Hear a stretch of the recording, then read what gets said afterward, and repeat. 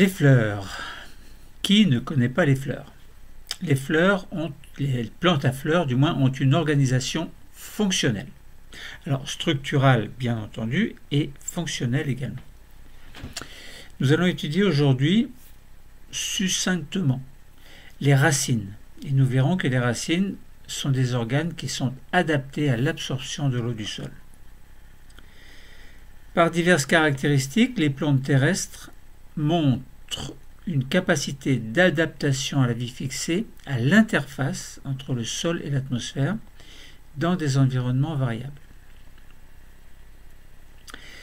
Les plantes développent de grandes surfaces d'échange souterraines,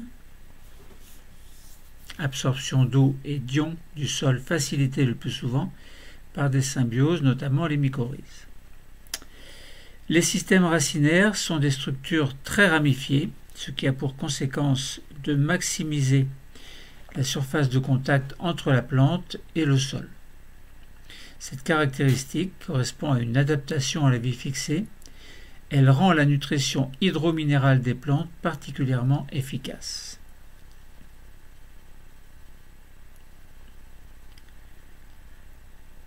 Alors, nous savons que sur la terre ferme, la lumière solaire n'est présente qu'au-dessus du sol.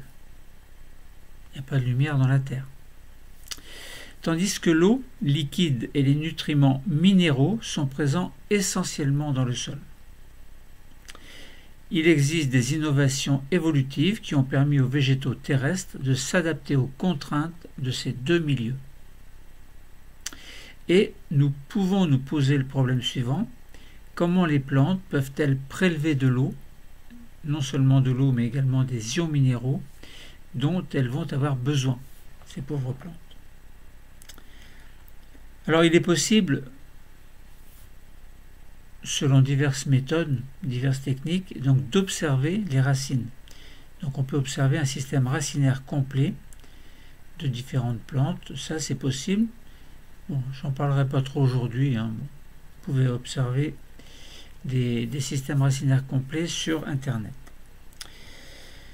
Alors, essayons de comprendre en quoi il y a de vastes surfaces d'échange entre les racines et le sol. Alors, chez la plupart des plantes, les racines sont très ramifiées et présentent au voisinage de leurs extrémités ce que l'on appelle des poils absorbants. Ce sont des cellules qui sont très fines.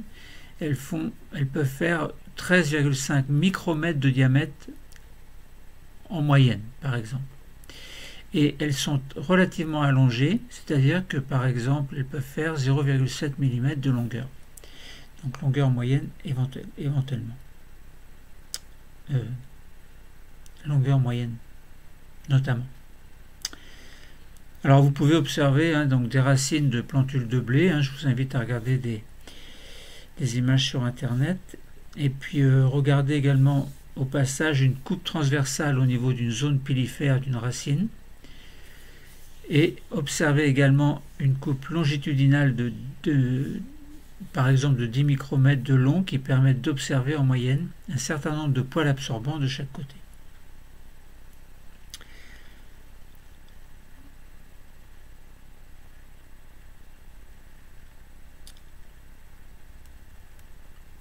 Alors, donc la surface de contact avec le sol est encore considérablement augmentée donc par ces poils absorbants.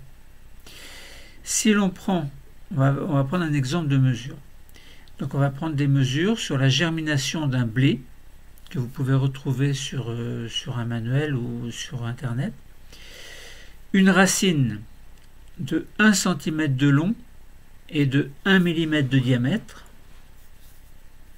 montre une surface d'environ 31 mm². Mais si on ajoute des poils absorbants qui ont une dimension moyenne, par exemple de 0,7 mm de longueur et de 7 micromètres de rayon, eh bien si l'on observe des poils absorbants au nombre de 2500 par cm² de racines, on obtient une surface supplémentaire de 23 mm². Donc 23 mm² qui s'ajoute aux 31 mm² précédents. Donc au niveau de ces extrémités racinaires, près de la moitié de la surface de contact est ainsi permise par les poils absorbants.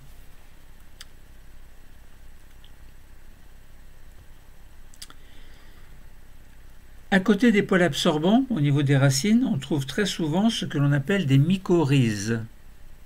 M-Y-C-O-R-H-I-Z-E-S, il y en a plusieurs. Et ces mycorhizes amplifient les surfaces de contact entre la plante et le sol. En effet, vous pouvez observer des racines non mycorhizées et des racines mycorhizées. Je vous laisse chercher ça sur Internet ou sur le manuel.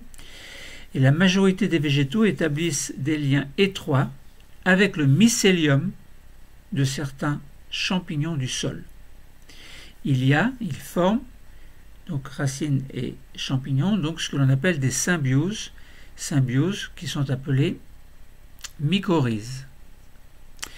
Le champignon bénéficie des matières organiques fabriquées par la plante, tandis que la plante profite de l'étendue du réseau mycélien pour améliorer l'absorption d'eau et des ions. Si par exemple vous faites une expérience où vous plantez des graines dans une terre qui ont des mycorhizes ou pas de mycorhizes, eh bien on regarde la taille par exemple de la plante en fonction du temps. Eh bien dans la terre avec des champignons à mycorhizes, eh bien la taille est plus importante que la pousse dans une terre sans champignons à mycorhizes. Donc ces mycorhizes sont bénéfiques pour la plante.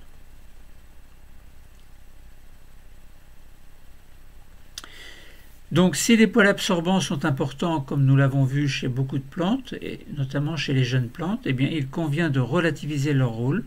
Pourquoi? Parce que la symbiose mycorhizienne concerne la majorité des plantes. Donc ça veut dire que ces mycorhizes augmentent la surface d'échange entre les racines et puis le sol, de manière à ce qu'il y ait plus d'eau et plus de matière minérale qui soit absorbée. Donc la majorité des plantes possèdent donc ce que l'on appelle la symbiose mycorhizienne. Donc elle améliore nettement l'alimentation hydrominérale des plantes. Un des aspects que peut prendre la mycorhize, c'est un manchon de mycélium qui peut entourer une racine. On parle alors d'ectomycorhize, mais ce cas est rare. Et il est plus rare en tout cas que celui des endomycorhizes, qui sont des filaments de champignons qui s'enfoncent entre les cellules et dans les cellules de la racine, et ceci pour 80% des plantes. Bon, donc voilà, ce cours est relativement simple. On a répondu à la problématique de manière très globale, comment les plantes prélèvent de l'eau et des ions minéraux. On a vu qu'il y avait des poils absorbants qui augmentent la surface d'échange et les mycorhizes, donc ils s'ajoutent au niveau racinaire. Donc c'est une symbiose entre les champignons et les racines, donc qui augmente encore la surface d'échange. Donc voilà, le cours est terminé. Merci.